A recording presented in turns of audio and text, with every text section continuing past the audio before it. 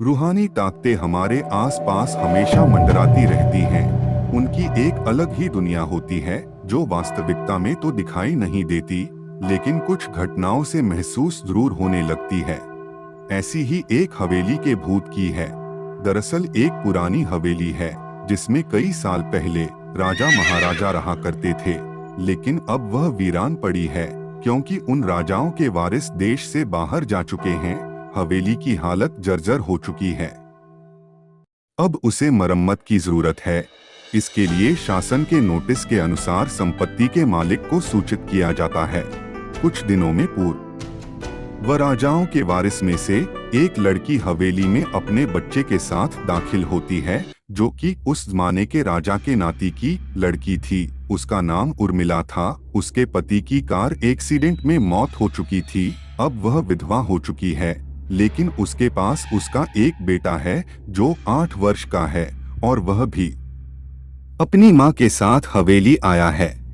हवेली बहुत विशाल थी, इसलिए उसकी साफ सफाई के लिए कई मजदूर बुलाया गए, जिन्हें चप्पे चप्पे की सफाई करने का ठेका दिया गया। किसी को नहीं पता कि हवेली के कोने कोने में कितने खूनी रहस्य छुपे हुए हैं। उर्मिला के आने के बाद हवेली की हवा रूहानी होने लगती है। ऐसा लग रहा था मानो कोई वर्षों से इंतजार कर रहा था इस हवेली के वारिस का। हवेली का भूत एक रात उर्मिला अपने कमरे में अपने बच्चे के साथ सो रही होती है। अचानक उसके खिड़की से एक पक्षी टकराकर मर जाता है। यह घटना अपने आप में असामान्य थी। पक्षी टकराते ही उर्मिला की नींद खुल जाती है और जब वह लाइट जलाकर देखती है तो डर से चीखने लगती है, क्योंकि उस कमरे की खिड़की से एक पक्षी फंसा हुआ था और उसके शरीर से खून की बूंदें फर्श पर गिर रही थी। नजारा इतना भयावह था कि वह अपने बच्चे को उठाना नहीं चाहती थी, लेकिन उर्मिला हिम्मत करके उस पक्षी को खिड़की से बाहर फेंक देती है। लेकिन इसके बाद उसे रात भर नींद नहीं आती और वह सुबह तक जागती रहती है। दरअसल वह जानना चाहती है कि यह किसी की शरारत तो नहीं। सुबह होते ही वह अपने यहाँ काम कर रहे मजदूरों से जाकर कहती है कि रात को मेरे कमरे की खिड़की पर कोई पक्षी आकर टकराया था और तुरंत मर गया। क्या तुम लोगों में से किसी ने यह हरकत की है, क्योंकि पक्षी खुद ब खुद तो खिड़की से नहीं टकरा सकता। मजदूर कहते हैं, नहीं, हमने तो खिड़की से नीचे किसी पक्षी को मरा हुआ नहीं देखा। हम तो अभी वहाँ से चले आ रहे हैं और जब सभी जाकर देखते हैं तो वहाँ वह पक्षी नहीं होता। उर्मिला घबराने लगती है कि यह क्या, यहाँ तो पक्षी होना चाहिए या कम से कम खून की कुछ बूंदें दिखनी चाहिए, लेकिन यहाँ पर पक्षी का एक पंख तक नहीं पड़ा हुआ। उर्मिला सभी मजदूरों को कहती है कि हवेली में बहुत सी कीमती चीजें और मूर्तियां हैं, संभाल के साफ सफाई करना। मजदूर अपने अपने काम में लग जाते हैं। उर्मिला अपने बच्चे के साथ कमरे में टीवी देख रही होती है कि अचानक हवेली की छत से एक मजदूर नीचे गिरता है। उर्मिला को अचानक लोगों की आवाज सुनाई देती है। वह भागकर खिड़की से नीचे देखती है तो एक मजदूर की लाश पड़ी होती है। उर्मिला कमरे से नीचे आती है और इसके गिरने का कारण पूछती है।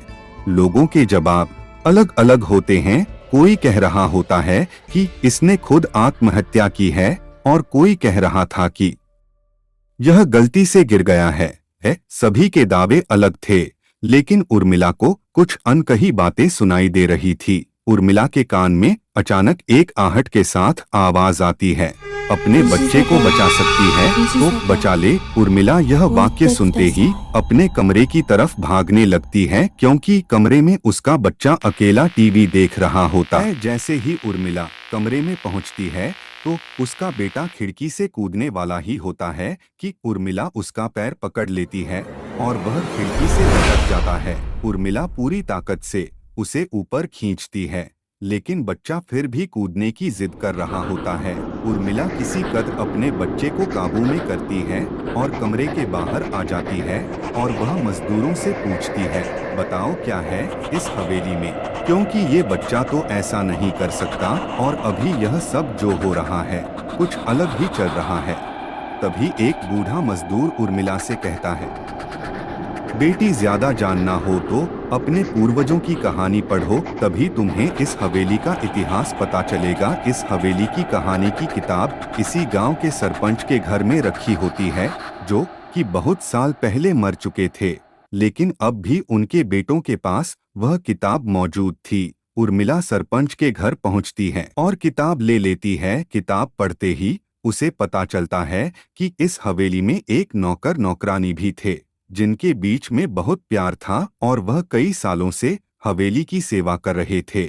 लेकिन एक बार रानी के शाही गहने चोरी हो गए और उसके शंका में राजा ने नौकरानी को चोरी की सजा दी और उसे जिंदा दफना दिया गया। उसके गम में उसके पति ने भी अपनी जान दे दी और उसके 1 महीने बाद ही उस राजा ने अपनी ही तलवार अपने गले में घुसेड़कर आत्महत्या कर ली। उसके बाद छोटे मोटे हादसे हवेली में होने लगे, जिस वजह से यह हवेली हमेशा के लिए बंद कर दी गई। कई सालों के बाद वहां कोई आया है, जिससे वहां रहने वाली आत्माओं को मौका मिल गया फिर से बदला लेने का।